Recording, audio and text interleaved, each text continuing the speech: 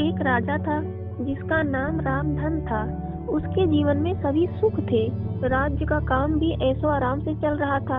राजा के नैतिक गुणों के कारण प्रजा भी बहुत खुश थी और जिस राज्य में प्रजा खुश रहती है वहाँ की आर्थिक व्यवस्था भी दुरुस्त होती है। इस प्रकार हर क्षेत्र में राज्य का प्रवाह अच्छा था। इतने सुखों के बाद भी राजा दुखी था क्योंकि उसकी कोई संतान नहीं थी। यह गम राजा को अंदर ही अंदर सताता रहता था। प्रजा को भी इस बात का बहुत दुख था। वर्षों के बाद राजा की यह मुराद पूरी हुई और उसे एक पुत्र की प्राप्ति हुई। पूरे नगर में कई दिनों तक जश्न मना। नागरिकों को राजा के महल में दावत दी गई। राजा की इस खुशी में प्रजा भी झूम रही थी। समय बीतता जा रहा था। राजकुमार का नाम नंदन सिंह रखा गया। पूजा पाठ एवं इंतजार के बाद राजा को संतान प्राप्त हुई थी, इसलिए उसे बड़े लाड़ प्यार से रखा जाता था। लेकिन अति किसी बात की अच्छी नहीं होती। अधिक लाड़ प्यार ने नंदन सिंह को बहुत बिगाड़ दिया था। बचपन में तो नंदन की सभी बातें दिल को लुभाती थी, पर बड़े होते होते यही बातें बदतमीज लगने लगती हैं। नंदन बहुत ज्यादा जिद्दी हो गया था। उसके मन में अहंकार आ गया था। वह चाहता था कि प्रजा सदैव उसकी जय जयकार करे, उसकी प्रशंसा करे। उसकी बात न सुनने पर वो कोलाहल मचा देता था। बेचारे सैनिकों को तो वो पैर की जूती ही समझता था। आए दिन उसका प्रकोप प्रजा पर उतरने लगा था। वो खुद को भगवान के समान पूजता देखना चाहता था। आयु तो बहुत कम थी, लेकिन अहम कई गुना बढ़ चुका था। नंदन के इस व्यवहार से सभी बहुत दुखी थे। प्रजा आए दिन दरबार में नंदन की शिकायत लेकर आती थी, जिसके कारण राजा का सिर लज्जा से झुक जाता था। यह एक गंभीर विषय बन चुका था। एक दिन राजा ने सभी खास दरबारियों एवं मंत्रियों की सभा बुलवाई और उनसे अपनी दिल की बात कही कि वे राजकुमार के इस व्यवहार से बहुत दुखी हैं। राजकुमार इस राज्य का भविष्य है। अगर उनका व्यवहार यही रहा तो राज्य की खुशहाली चंद दिनों में ही जाती रहेगी। दरबारी राजा को सांत्वना देते हैं और कहते हैं कि आप हिम्मत रखें, वरना प्रजा निसहाय हो जाएगी। मंत्री ने सुझाव दिया कि राजकुमार को एक उचित मार्गदर्शन एवं सामान्य जीवन के अनुभव की जरूरत है। आपने गुरु राधा गुप्त के आश्रम भेज दीजिए। सुना है वहाँ से जानवर भी इंसान बनकर निकलता है। यह बात राजा को पसंद आई और उसने नंदन को गुरु जी के आश्रम भेजा। अगले दिन राजा अपने पुत्र के साथ गुरु जी के आश्रम पहुँचे। राजा ने गुरु राधा गुप्त के साथ अकेले में बात की और नंदन के विषय में सारी बातें कही। गुरु जी ने राजा को आश्वस्त किया कि वे जो अपने पुत्र से मिलेंगे तब उन्हें गर्व महसूस होगा।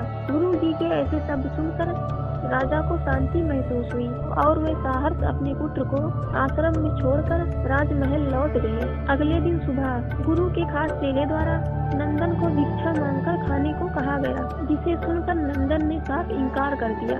चेले ने उससे कह दिया कि अगर पेट भरना है तो भिक्षा मांगनी होगी और भिक्षा का समय शाम तक ही है, अन्यथा भूखा रहना पड़ेगा। नंदन ने अपनी अकड़ में चेले की बात नहीं मानी और शाम होते होते उसे भूख लगने लगी, लेकिन उसे खाने को नहीं मिला। दूसरे दिन उसने भिक्षा मांगना शुरू किया। शुरुआत में उसके बोल के कारण उसे कोई भिक्षा नहीं देता था, लेकिन गुरुकुल में सभी के साथ बैठने पर उसे आधा पेट भोजन मिल जाता था। धीरे धीरे उसे मीठे बोल का महत्व समझ आने लगा और करीब 1 महीने बाद नंदन को भरपेट भोजन मिला, जिसके बाद उसके व्यवहार में बहुत से परिवर्तन आए। इसी तरह गुरुकुल के सभी नियमों ने राजकुमार ने बहुत से परिवर्तन किए, जिसे राधा गुप्त जी भी समझ रहे थे। एक दिन राधा गुप्त जी ने नंदन को अपने साथ सुबह सैर पर चलने को कहा। दोनों सैर पर निकल गए। रास्ते भर बहुत सी बातें की। तुम बहुत बुद्धिमान हो और तुमने बहुत अधिक ऊर्जा है, जिसका तुम्हें सही दिशा में उपयोग करना आना चाहिए। दोनों चलते चलते एक सुंदर बाग में पहुंच गए, जहां बहुत सुंदर सुंदर फूल थे, जिनसे बाग महक रहा था। गुरु जी ने नंदन को बाग से पूजा के लिए गुलाब के फूल तोड़ने को कहा। नंदन झट से सुंदर सुंदर गुलाब तोड़ लाया और अपने गुरु के सामने रख दिया। अब गुरु जी ने उसे नीम के पत्ते तोड़ लाने को कहा। नंदन वो भी ले आया। अब गुरु जी ने उसे एक गुलाब सूंघने को दिया और कहा, बताओ कैसा लगता है। नंदन ने गुलाब सूंघा और गुलाब की बहुत तारीफ की। फिर गुरु जी ने उसे नीम के पत्ते चख कर उसके बारे में कहने को कहा। जैसे ही नंदन ने नीम के पत्ते खाए, उसका मुंह कड़वा हो गया और उसने उसकी बहुत निंदा की। और जकर कतर पानी ढूंढने लगा। नंदन की यह दशा देख गुरुजी मुस्कुरा रहे थे। पानी पीने के बाद नंदन को राहत मिली। फिर उसने गुरुजी से हंसने का कारण पूछा। तब गुरुजी ने उससे कहा कि जब तुमने गुलाब का फूल सूंघा तो तुम्हें उसकी खुशबू बहुत अच्छी लगी और तुमने उसकी तारीफ की, लेकिन जब तुमने नीम की पत्तियां खाई तो तुम्हें वे कड़वी लगी और तुमने उसे थूक दिया और उसकी निंदा भी की। गुरुजी ने नंदन को समझाया, जिस प्रकार तुम्हें जो अच्छा लगता है तुम उसकी तारीफ करते हो, उसी प्रकार प्रजा भी जिसमें गुण होते हैं उसकी प्रशंसा करती है। अगर तुम उनके साथ दुर्व्यवहार करोगे और उनसे प्रशंसा की उम्मीद करोगे तो वे यह कभी दिल से नहीं कर पाएंगे। इस प्रकार जहाँ गुण होते हैं वहाँ प्रशंसा होती है।